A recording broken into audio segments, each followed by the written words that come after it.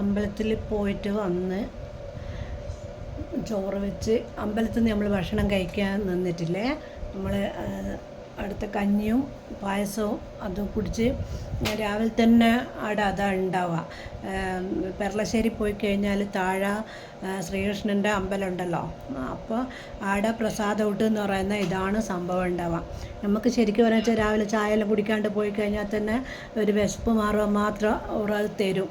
മമ്പയറിൻ്റെ കറിയും എല്ലാം ഒപ്പരം തന്നെയാണ് തരുക, പായസവും കഞ്ഞിയും കറിയും എല്ലാം ഒപ്പരം. പക്ഷേ നമുക്കതൊരു ഇതായിട്ടൊന്നും തോന്നില്ല. നമുക്ക് നല്ല വിശപ്പുണ്ടാവും, നമ്മൾ നല്ലോണം കഴിച്ചുമ്പോൾ ഒരു സ്പൂണും തരും. നല്ല വൃത്തിയാണ് കേട്ടോ. കാരണം അതെന്താണെന്നോ ഞാൻ പറയാൻ കാരണം, നമ്മൾ പല അമ്പലത്തിൽ പോയി കഴിഞ്ഞാലോ ഭക്ഷണത്തിന് ക്യൂ നിന്ന് ടോക്കൺ വാങ്ങി ക്യൂ നിന്ന് ഭക്ഷണം കഴിച്ച് കഴിഞ്ഞാൽ നമ്മൾ ശരിക്കും ഞാൻ ഒരു ചിന്തിച്ച കാര്യമാണ്. എല്ലാവരും അതിനെപ്പറ്റി ചിന്തിക്കുന്നുണ്ടോ എന്ന് എനിക്കറിയില്ല. നമ്മളിപ്പം പ്ലേറ്റ് കൊണ്ട് ഭക്ഷണം കഴിച്ചിട്ട് പോയിട്ട് കഴുകുന്ന സ്ഥലം, നമ്മൾ കൈയും വായും കഴുകുന്ന സ്ഥലത്ത് തന്നെ നമ്മൾ പ്ലേറ്റും കഴുകണം. അധികം ഞാനിങ്ങനെ കണ്ടിട്ടുണ്ട്. ഇപ്പം പ്രായമുള്ളവരെന്ന് പറയുന്നില്ല, എല്ലാ ചെറിയ കുട്ടികളായിക്കോട്ടെ പ്രായമുള്ള ആളായിക്കോട്ടെ, പ്ലേറ്റ് എപ്പോൾ നമ്മൾ ആ തുപ്പുന്ന സ്ഥലത്തും അല്ല വീണ് പോയിട്ട് ആ പ്ലേറ്റ് വീണ്ടും എടുത്ത് കഴുകി വെക്കുന്നതെല്ലാം ഞാൻ എത്രയോ വട്ടം കണ്ടിട്ടുണ്ട്. അപ്പം നമ്മൾ ദൈവത്തിൻ്റെ ഇടയ്ക്ക് ആണെങ്കിലും നമുക്ക് അതൊക്കെ കാണുമ്പോൾ ചില സമയത്ത് ഭക്ഷണം കഴിക്കാൻ തോന്നൂല, ഒരു വല്ലാത്തൊരു അറപ്പ് തോന്നും. ഞാൻ എൻ്റെ കാര്യമാണ് പറഞ്ഞത്.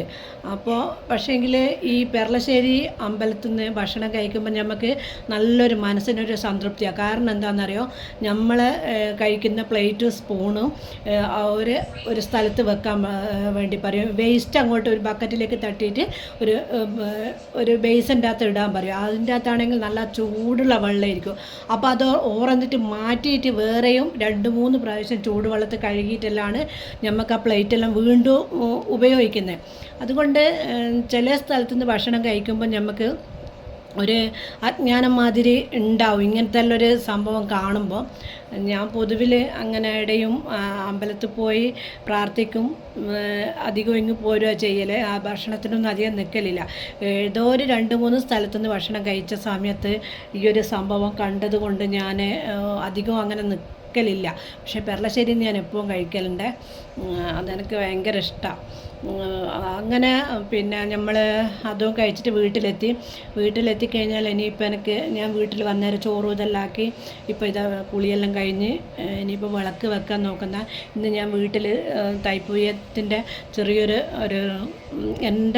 എനിക്കുള്ള സൗകര്യവും എൻ്റെ ദൈവത്തിനെയും ഞാൻ ആരാധിക്കുന്ന എൻ്റെ ദൈവങ്ങളെ ഫോട്ടോ എല്ലാം വെച്ചിട്ട് ഞാൻ ചെയ്യുന്ന എൻ്റെ ഒരു കുഞ്ഞു സ്ഥലത്ത് ഞാൻ ചെറിയൊരു പൂജയും ഇതെല്ലാം ചെയ്യുന്നുണ്ട് എൻ്റെ ഒരു സന്തോഷത്തിന് വേണ്ടിയിട്ട്.